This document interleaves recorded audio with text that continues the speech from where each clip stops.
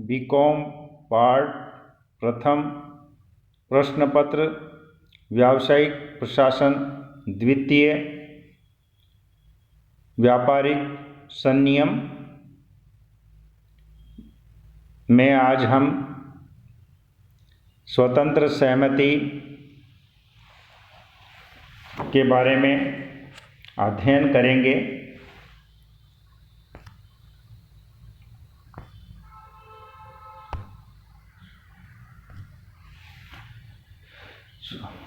धारा 10 के अनुसार वैध अनुबंध करने के लिए यह भी बहुत ही आवश्यक है कि अनिवार्य है कि अत्यंत नितांत अनिवार्य है कि अनुबंध के पक्षकारों की सहमति स्वतंत्र हो।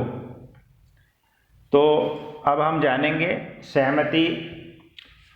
धारा 13 के अनुसार जब दो या दो से अधिक व्यक्ति एक ही बात पर एक ही भाव से सहमत हो जाते हैं तो उसे सहमति कहा जाता है। तो दो बात आई इसमें। पहली बात, जब दो या अधिक व्यक्ति किसी एक ही बात पर सहमत होते हैं। दूसरी बात, जब वे उस बात पर समान भाव या विचार रखते हुए सहमत होते हैं। इस प्रकार सहमति कंसेंट तब हुई मानी जाती है जबकि सभी पक्षकार ठहराव के तथ्यों के संबंध में समान भाव से सहमत होते हैं, अर्थात पक्षकारों में उसे मतैक्यता बनती हो, एक ही मत बनता हो।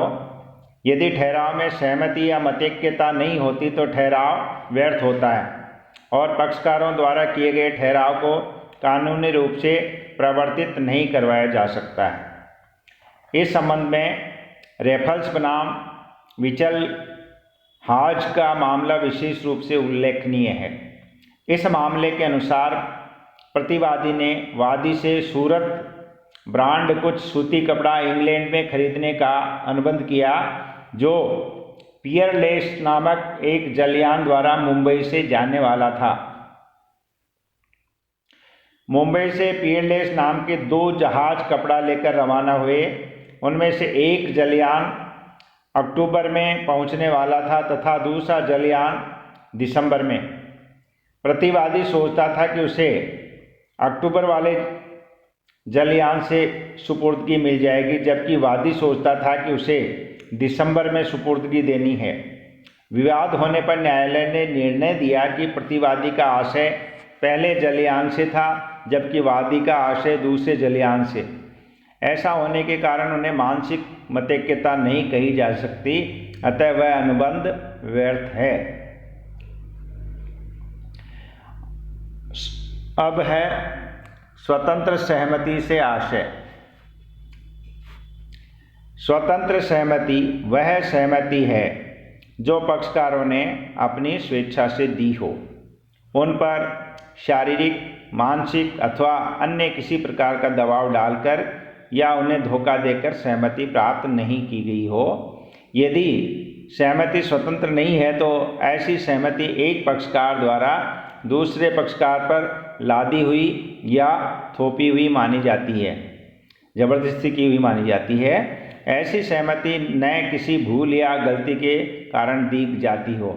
धारा 14 के विश्लेषण से स्पष्ट है कि सहमति तब स्वतंत्र नहीं मानी जाती है जबकि वह उपर्युक्त वर्णित 5 तत्वों जैसे उत्पीड़न, अनुचित प्रभाव, कपट, मिथ्या वर्णन अथवा गलती में से किसी भी तत्व से प्रभावित नहीं हो। उनमें से प्रथम 4 तत्वों के आधार पर हुआ अनुबंध पीड़ित पक्षकारों की इच्छा पर व्यर्थनीय होता है, जबकि तथ्य संबंधी गलती के आधार पर हुआ अनुबंध पूर्णतया व्यर्थ होता है। धारा 20 तथा 21। तो अधिनियम की 14 में जो बात कही गई है वो एक बार मैं फिर बता देता हूँ कि इन बातों से प्रभावित नहीं होनी चाहिए। 5 बातें कौन सी हैं? पहला उत्पीड़न है, धारा 15 में बताया गया है। सेकंड, अनुचित प्रभाव, धारा 16 में बताया गया है। तीसरा, कपट, धारा 17 में बताया गया है। चौथा, मिथ्या वर्णन, धारा 18 में बताया गया है। पांचवा, गलती, धारा 20, 21 तथा 22 में बताया गया है। विधि शास्त्रियों ने सहमति एवं स्वतंत्र सहमति संबंधी प्रावधानों का विश्लेषण करके ये निष्कर्ष निकाला है कि स्वतंत्र सहमति को प्रभावित करने वाले घटकों तत्वों में से दो परिस्थितियों का निर्माण होता है। प्रथम वह स्थिति है जिसमें स्वतंत्र सहमति नहीं होती तथा द्वितीय स्थिति वह बनती है जिसमें स्वतंत्र सहमति ही नहीं होती, बल्कि यदि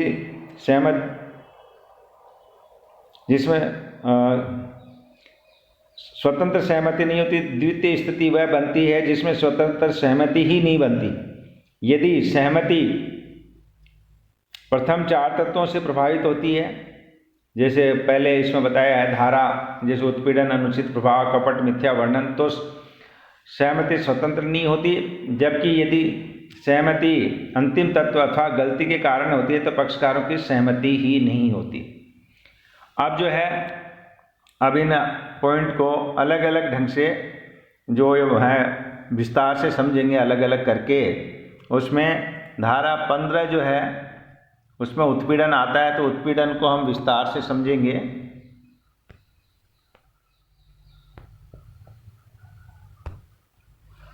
तो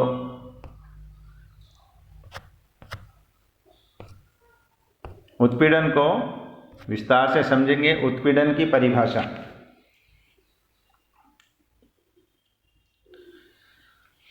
सामान्य शब्दों में उत्पीड़न से तात्पर्य अनुबंध करने के उद्देश्य से किसी दूसरे पक्षकार या उसकी संपत्ति के विरुद्ध बल प्रयोग करना या करने की धमकी देना है। धारा 15 में उत्पीड़न की परिभाषा जो दी गई है वो ये है, किसी व्यक्ति के साथ ठहराव करने के उद्देश्य से कोई ऐसा कार्य करना अथवा करने की धमकी देना जो भारतीय दंड विधान द्वारा वर्जित है, अथवा किसी व्यक्ति के हितों के विपरीत उसकी संपत्ति को अवैधानिक रूप से रोकना अथवा रोकने की धमकी देना उत्पीड़न है। तो दो भाग हो गए इस परिभाषा के, कि प्रथम दंड विधान आईपीसी द्वारा वर्जित किसी कार्य को करना या करने की धमकी देना। सेकंड, किसी भी संपत्ति को अवैध रीति से रोकना या रोकने की धमकी देना तथा ऐसे कार्य या धमकी का उद्देश्य किसी अन्य व्यक्ति को ठहराव करने हेतु बाध्य करना होता है।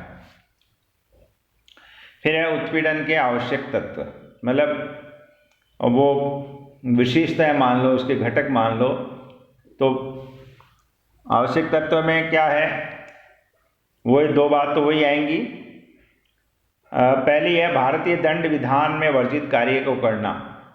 उत्पीड़न किया गया तब माना जाता है जबकि ठहराव करने के उद्देश्य से ठहराव का कोई एक पक्षकार किसी दूसरे पक्षकार के साथ कोई ऐसा कार्य करता है जो भारतीय दंड विधान द्वारा वर्जित है। किसी व्यक्ति को मारना, पीटना, व्यक्तिगत स्वतंत्रता में बाधा पहुंचाना आदि आदि भारतीय दंड विधान द्वारा वर्जित है। दूसरी बात, भारतीय दंड विधान वर्जित किसी कार्य को करने की धमकी देना, किया नहीं है, कर नहीं रहा, करेगा, ऐसा करके वो धमकी देता है। यदि कोई व्यक्ति भारतीय दंड विधान द्वारा वर्जित किसी कार्य को करता नहीं है बल्कि केवल उस कार्य को करने की धमकी देता है तो उत्पीड़न माना जाता है। ऐसी धमकी देकर किया गया अनुबंध भी पीड़ित पक्षकार की इच्छा पर व्यर्थ नहीं होता है, क्योंकि धमकी से भी वह दबाव में आ जाता है। फिर अवैध रूप से किसी संपत्ति को रोकना। यदि सहमति किसी संपत्ति को अवैध रूप से रोककर प्राप्त की जाती है तो भी सहमति स्वतंत्र नहीं कही जाएगी।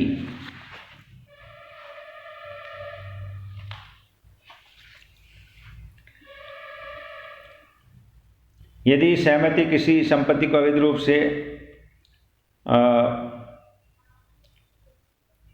रोकने की धमकी देता है तो भी स्वतंत्र सहमति नहीं मानी जाएगी। पांचवा, ऐसा कार्य करने या धमकी देने का उद्देश्य दूसरे पक्षकार के साथ ठहराव करना होना चाहिए। यदि कोई पक्षकार दूसरे पक्षकार के साथ दंड विधान द्वारा वर्जित कोई ऐसा कार्य करता है अथवा करने की धमकी देता है जिसका उद्देश्य कोई ठहराव करना नहीं है तो उसे उत्पीड़न नहीं माना जा सकता है। ऐसे कार्य अथवा धमकी को उत्पीड़न तभी माना जाएगा जबकि उसका उद्देश्य दूसरे पक्षकार के साथ ठहराव करना हो। फिर तीसरा है, उत्पीड़न स्वयं पक्षकार द्वारा अथवा किसी अन्य द्वारा किया जा सकता है। उत्पीड़न का प्रयोग स्वयं अनुबंध का पक्षकार दूसरे पक्षकार के विरुद्ध कर सकता है। इसी प्रकार अनुबंध के एक पक्षकार के एजेंट द्वारा दूसरे पक्षकार के विरुद्ध भी उत्पीड़न का प्रयोग किया जा सकता है। सातवां, उत्पीड़न का प्रयोग स्वयं पक्षकार के विरुद्ध या किसी अन्य व्यक्ति के विरुद्ध भी किया जा सकता है। उत्पीड़न का प्रयोग अनुबंध के पक्षकार के विरुद्ध किया जा सकता है अथवा किसी अन्य व्यक्ति के विरुद्ध भी किया जा सकता है। इसमें यह आवश्यक नहीं है कि उत्पीड़न अनुबंध के पक्षकार के विरुद्ध ही किया जाए, बल्कि किसी अन्य व्यक्ति के विरुद्ध भी उत्पीड़न का प्रयोग किया जा सकता है जो उससे संबंध रखता हो। किंतु किसी अन्य व्यक्ति के विरुद्ध उत्पीड़न का प्रयोग किया गया तभी माना जाता है जबकि उसका संबंध अनुबंध करने वाले से रहा हो। इस संबंध में यह बात भी उल्लेखनीय है कि यदि उत्पीड़न का प्रयोग किसी ऐसे पक्षकार के विरुद्ध किया गया है जो न तो अनुबंध के किसी पक्षकार का संबंधी है और न उसे जानता ही है, तो भी अनुबंध को उत्पीड़न से प्रभावित माना जा सकेगा।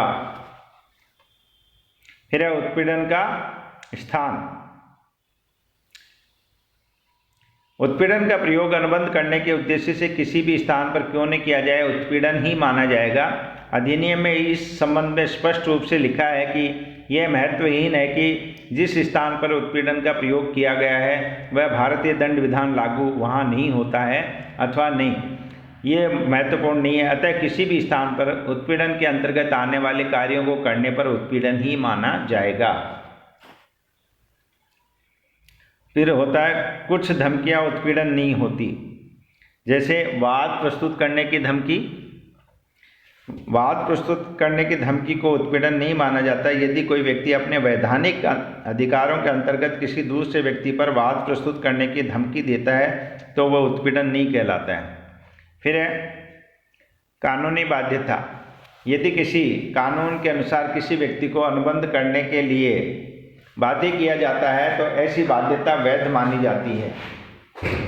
उच्चतम न्यायालय के न्यायाधीश R.S. बछावत ने आंध्र शुगर्स लिमिटेड बनाम स्टेट ऑफ आंध्र प्रदेश के मामले में यही निर्णय दिया कि किसी कानून के प्रावधानों के अनुसार किसी पक्षकार पर अनुबंध करने की बाध्यता हो तो उसे उत्पीड़न नहीं माना जा सकता। इस मामले में राज्य सरकार ने एक अधिनियम पारित करके ये व्यवस्था की थी जिसके अनुसार चीनी मिल मालिक एक निश्चित मूल्य पर गन्ने को खरीदने के लिए बाध्य होंगे, जबकि गन्ना उत्पादक मिलों को गन्ना बेचने के लिए बाध्य नहीं होंगे।